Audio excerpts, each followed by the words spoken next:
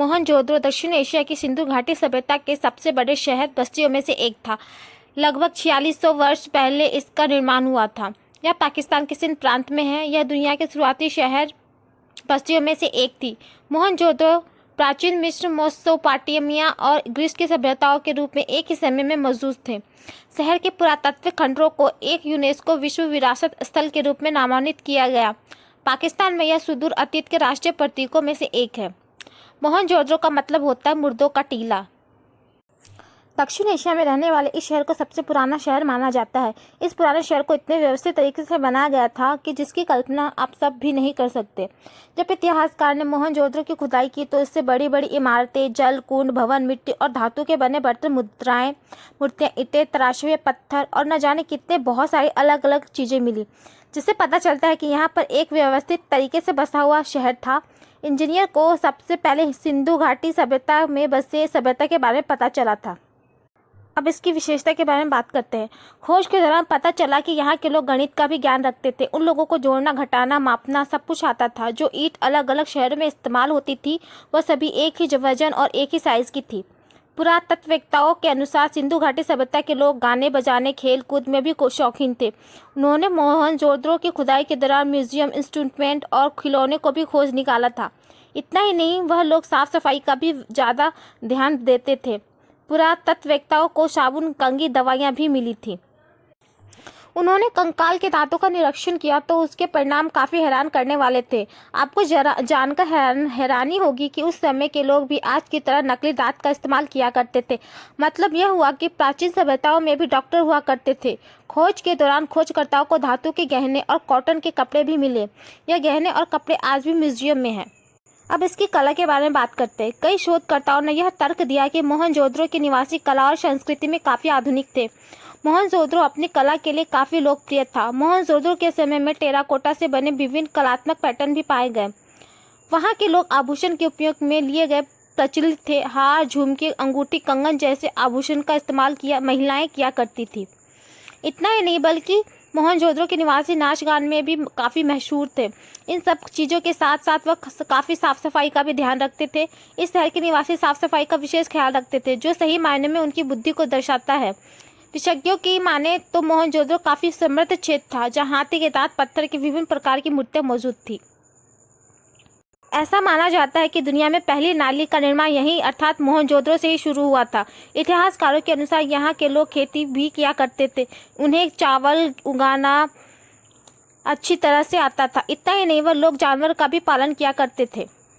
भारतीय द्वारा मोहनजोदड़ो का खोज सन 1922 ईस्वी में राखलदास बनर्जी, जो पुरातत्व विभाग के संरक्षक थे, पाकिस्तान में सिंधु नदी के किनारे खुदाई का काम किया था। उन्हें वहां बुद्ध का स्तूप सर्वप्रथम दिखाई दिया।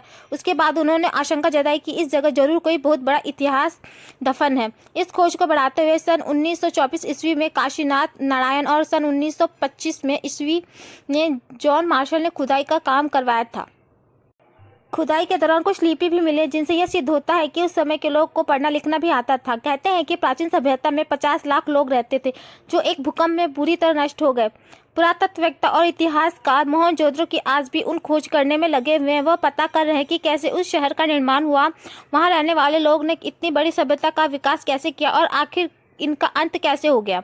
इन सभी सवालों के जवाब के लिए पुरातत्ववेत्ता की खोज आज भी जारी है।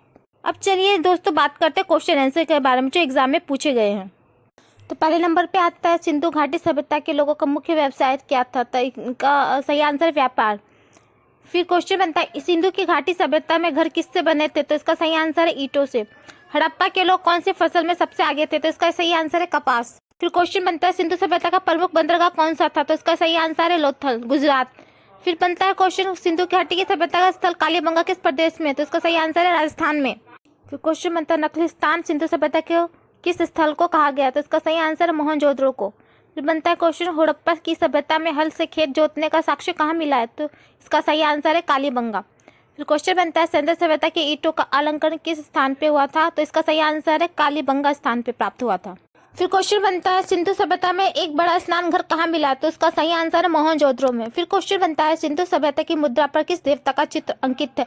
तो इसका सही आंसर आग शिव की। फिर क्वेश्चन बनता है मोहनजोदड़ो को अन्य किस नाम से जाना जाता है। तो इसका सही आंसर है मुर्दों का टीला।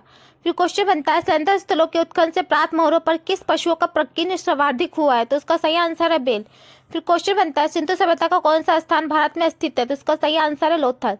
फिर क्वेश्चन बनता है भारत में खोजा गया सबसे पहला पुराना शहर कौन सा था? तो उसका सही आंसर है हड़प्पा। फिर क्वेश्चन बनता है भारत में चांदी की उपलब्धता के साक्ष्य कहाँ मिले? तो इसका सही आंसर है हड़प्पा की संस्कृति में। फिर क्वेश्चन बनता है मांडा किस नदी पर स्थित था? फिर इसका सही आंसर चिनाब। फिर क्वेश्चन बनता है हड़प्पा में एक अच्छा जल प्रबंध का पता किस स्थान से चलता है? तो उसका सही आंसर है धोलावीरा। फिर क्वेश्चन बनता है सिंधु घाटी का सभ्यता की खोज में जिन दो भारतीय लोगों के नाम जुड़े वो कौन से हैं? तो उसका सही आंसर है दयाराम साहनी और आर.डी. बनर्जी।